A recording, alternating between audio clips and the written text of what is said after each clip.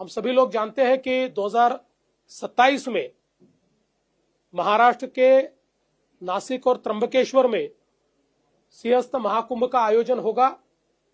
इस आयोजन की दृष्टि से हम लोग लगातार बैठकें कर रहे हैं।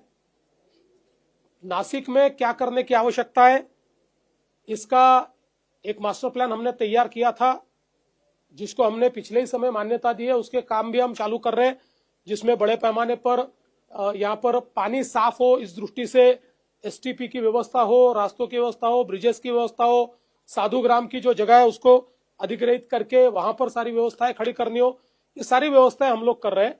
साथ साथ त्र्यंबकेश्वर में भी, क्योंकि हम जानते हैं त्र्यंबकेश्वर ये हमारा एक बहुत महत्वपूर्ण ज्योतिर्लिंग है और ज्योतिर्लिंगों में भी इसकी जो इसका स्थान है वो बहुत ऊंचा माना जाता है। इसलिए त्र्यंबकेश्वर के विकास का भी हम लोगों ने प्रावधान किया है।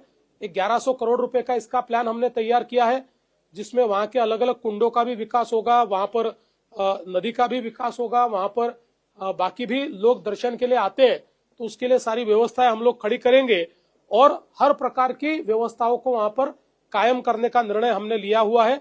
और इस काम को हम लोग 2 हिस्सों में बांटेंगे। एक जो 2027 तक हमको कंप्लीट करना है और दूसरा हिस्सा 2028-29 तक कंप्लीट होगा। तो इस दृष्टि से ये सारे प्लान्स को हमने तैयार किया है।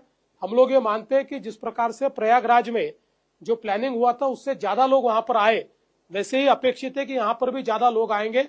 इसलिए हम लोगों ने अब यहाँ पर मेला प्राधिकरण का कानून बनाने का तय किया है। वो कानून जल्दी हम लोग, अगर संभव होगा तो इसी असेंबली में हम लोग उसको लाना चाह रहे हैं या फिर उसके बाद हम लोग उसको करेंगे, ताकि प्रशासन की दृष्टि से सारे अधिकार मेला प्राधिकरण को हो और मेला प्राधिकरण इस कुंभ मेले को ठीक से आयोजित कर पाए।